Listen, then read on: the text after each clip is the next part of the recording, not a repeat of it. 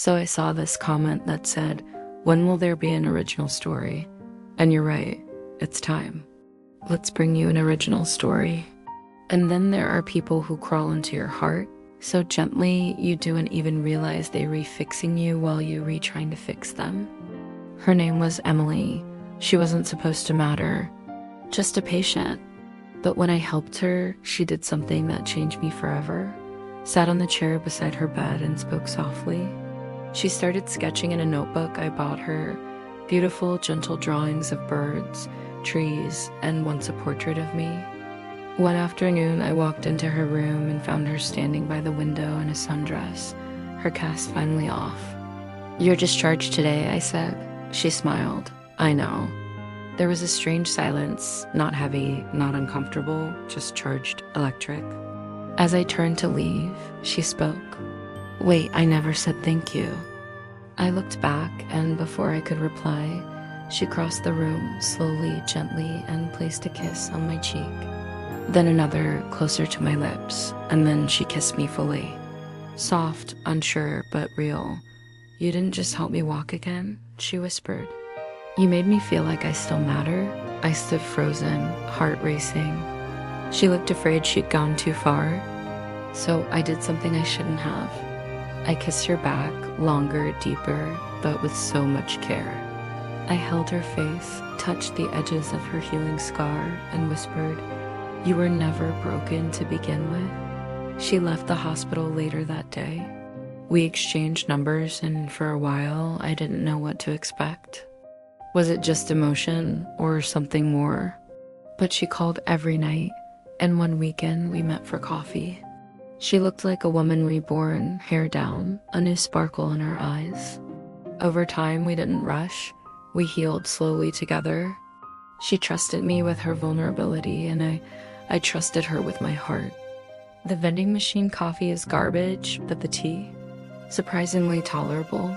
No response, just that distant stare. The one of me smiling with a little band-aid on my forehead was front and center. She squeezed my hand and said, "You saved me." I looked at her, kissed her forehead, and replied, "No, you saved me." Sometimes when we try to help someone heal, we find ourselves being healed too, not by medicine, but by the quiet, brave act of loving someone back to life. Thank you for watching. If you enjoyed this, please consider supporting us. Your support helps us continue delivering quality content. Also, don't forget to subscribe for more updates. Thank you. But the next day, I brought her a chocolate muffin. She took it with her good hand. No thank you, no smile. Until I turned to leave and heard a soft whisper, "You forgot the napkin." My heart jumped. She spoke. The walls between us began to crack. She started letting me help her walk short distances. I watched her wince with every step, but never complain. I began learning little things. She liked honey in her tea, couldn't stand the smell of latex gloves, and hated silence when she was nervous. So I talked a lot. Told her about my embarrassing first day when I spilled sanitizer all over a patient's chart. She actually chuckled. That chuckle, it felt like sunlight in winter. One day, as I helped her adjust her pillow, I noticed a small tattoo just above her hip, a watercolor feather with the word, "Still here." I looked at her. She froze. "It's a reminder," she said. "I've been through worse and survived worse."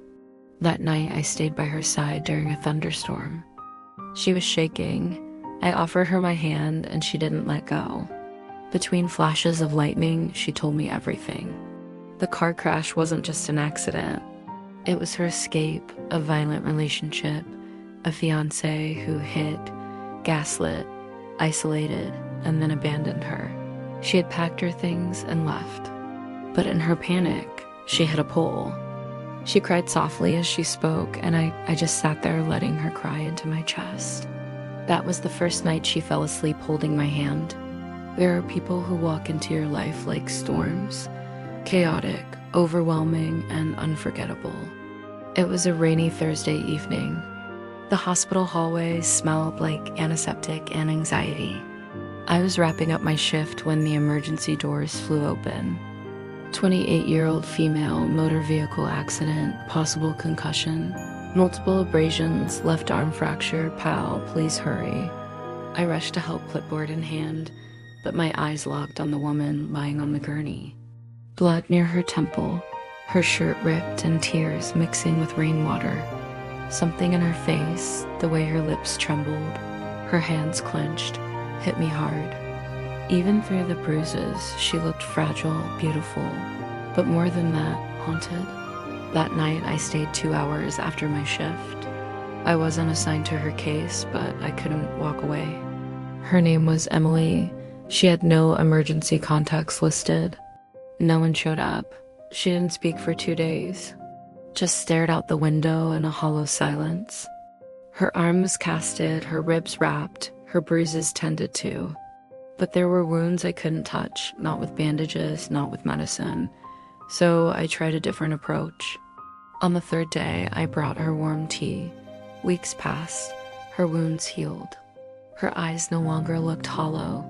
Epilogue, love beyond wounds. A year later, I stood beside her in a small art gallery. Her drawings were on display,